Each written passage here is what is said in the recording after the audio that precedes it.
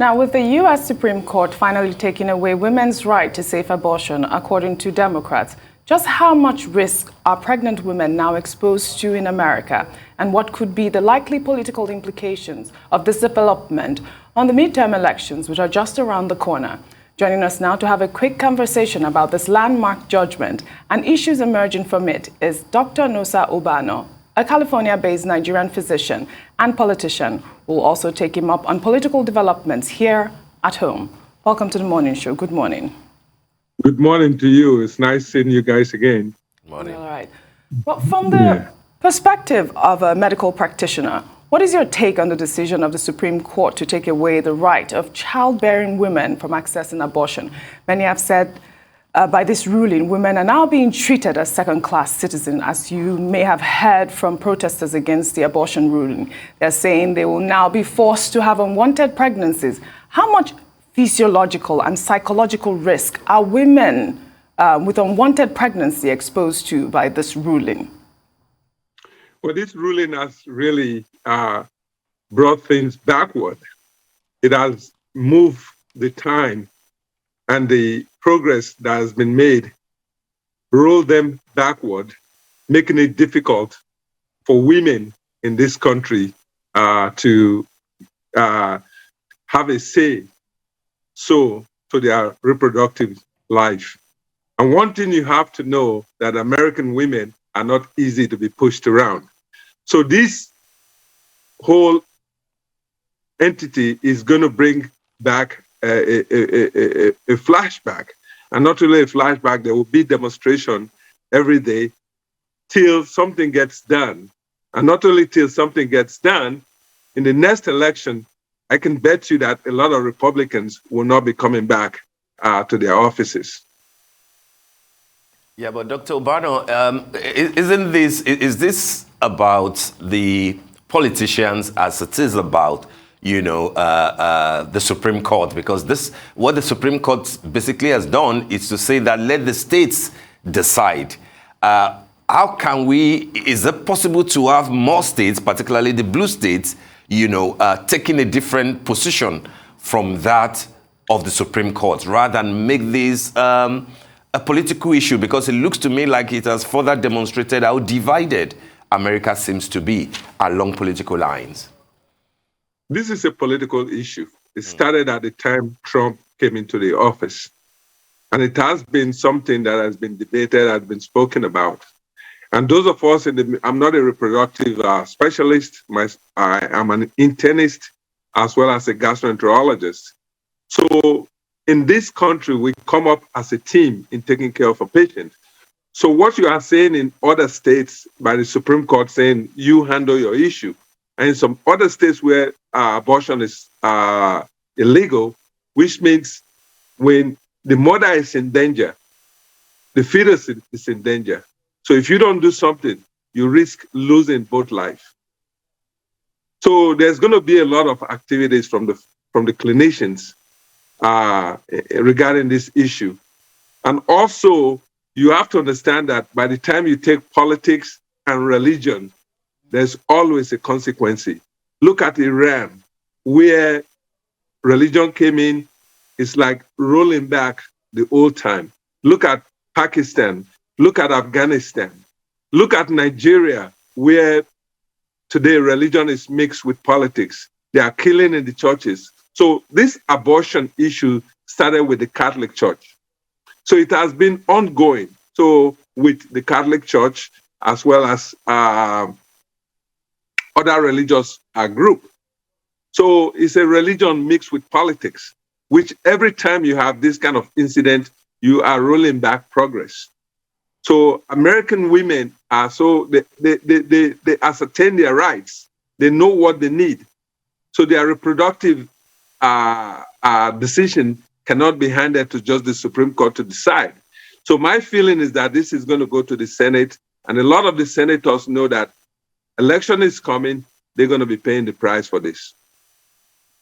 All right. Well, You may be right because about it being religious, because Republican legislature Marjorie Taylor Greene shortly after the ruling called it a blessing and a miracle on Friday, saying that giving the right back to the states to make their own laws regarding abortion is extremely important. But I wanted to take you up on this staggering statistics, which says about 1 in 4 American or pregnant women have abortion. What is the implication of this staggering statistics? Well, the implication there is that we live in a society where everybody has a right to do what they want to do. And reproductive rights have been, something that has been there for the women. So the consequences of you telling somebody that they cannot have a right to what they want to do becomes a denial of their rights. So in essence, the states who are putting this law in place are denying the rights of these women. And American women don't take this lightly, nor the Americans take this lightly. So they will fight till they ascertain that their right is actually respected. All right, Doctor. What lessons do you think that African countries should take away from this development, this landmark judgment by the Supreme Court in America, given the rather conservative approach that many African countries have towards the issue of safe abortion? You know, of course, that there are only very few countries in Africa that are allowed for unrestricted abortion: in Tunisia, in South Africa, Cape Verde, Mozambique. In Nigeria, for example, I'm sure you know that it's described as felony in the abortion law of the Criminal Code Section 228. So what lessons do you think we should take away from this? Because this will look to me like it will validate a lot of conservative positions in Nigeria and in Africa, where people tend to be more pro-life than pro-choice. Well, first of all, you have to understand we are in the year 2020. So we are not in 1958 or 1948 anymore. So we are continuously moving forward. And the moving forward involves the younger people making decisions of what goes on in their life. Take a look at what is going on in Nigeria today. The youth are beginning to tell us that, hey, your time is gone. We need to move on. We need to keep up with 2020. We need to keep up with 2021 and 2023.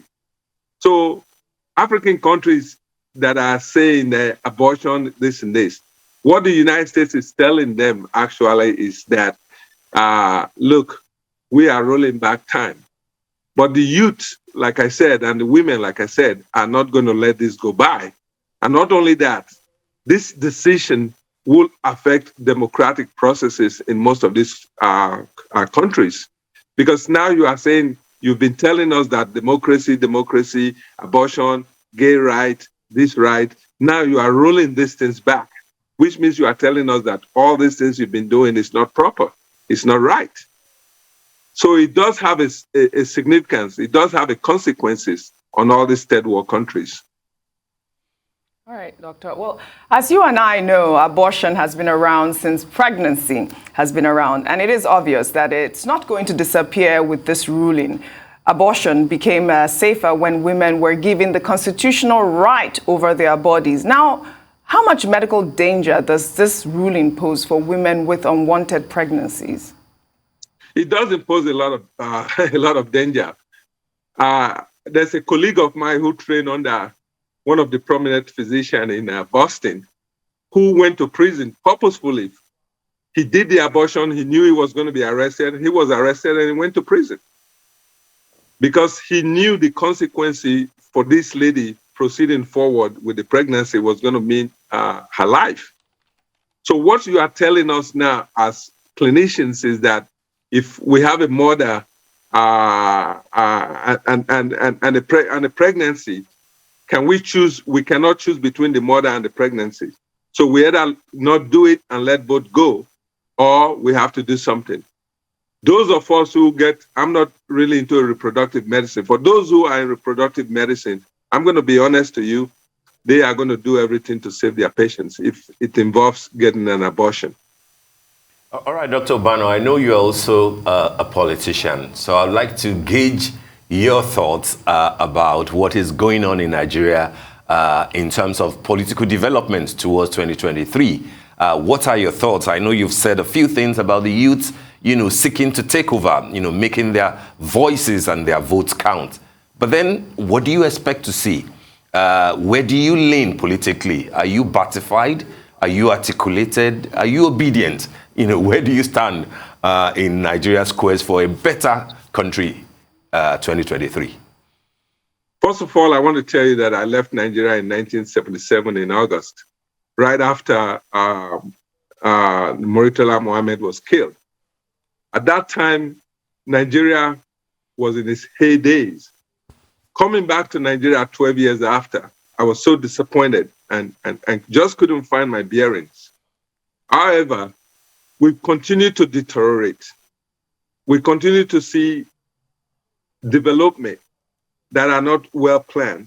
We're beginning to see economy that has downgraded.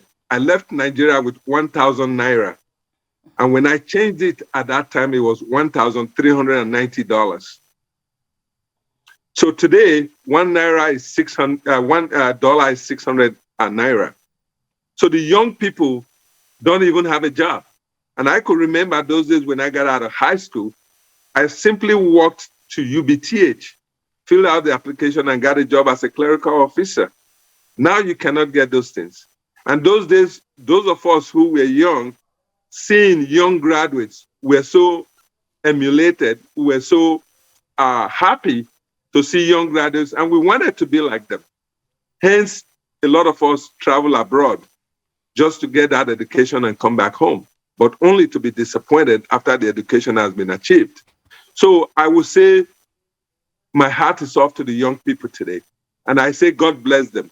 And I hope and I pray that they continue to work to make sure that these old politicians should be able to push out of the way and let the younger generation take hold of Nigeria and move Nigeria forward.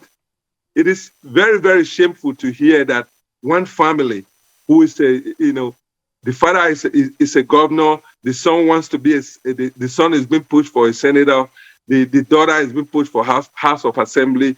Look at Oshomole, for example, who served 2 terms in Edo State, collecting a lot of pension. Now he wants to go to Senate and collect more money. What about the young people? All his children his children are all here in abroad.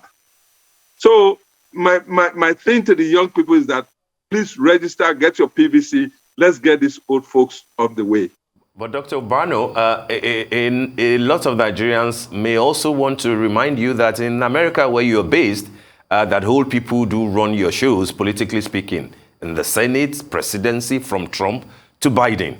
And then when you say that politicians are putting their, children, etc., again, this is something that we have seen in America. The Bushes, the Kennedys, we see it every time, even in Biden, So I'm trying to say that Nigerians may want to remind you that the things that make America great is not because they have older people in politics or families dominating in certain areas, but because the institutions work. So I was hoping that, the sort of a thing that you will advise, the advice that you will give to the youth will be a lot more than just say, let's kick the old people out, let's, stop Oshiomhole or stop other people.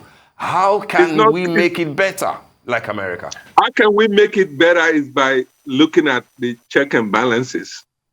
Here in America, the check and balances work. In Nigeria, the check and balances don't work.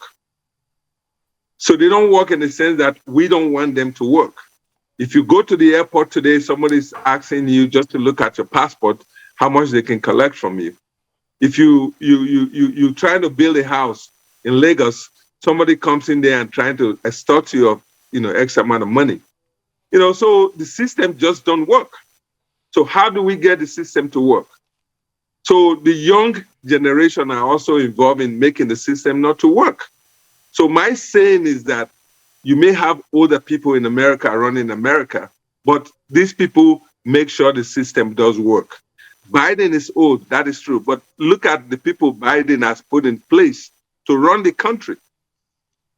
Biden has at least 6 Nigerians. Of one I know very well. Actually, 2 of them I know very well. Grew up when I was going to college, and I know them very well. Came from a very good home. So you have to respect the system. You have to follow the system before the system can work. But we have generation over generation where things have not worked. We had PDP for how many years? And we did not get anywhere. Today you have the steel factory that should have been put in place by now, where that steel factory should employ so many people. There should have been nobody graduating from college without a job in Nigeria. So my point here is just not really the old people, kick them away and let's move on. Let's get the system working. Let's get the check and balance working. You, myself, and everybody needs to get that system to work. Well, thank you very much, Doctor, for joining us on the morning show this morning. Thank you very much indeed.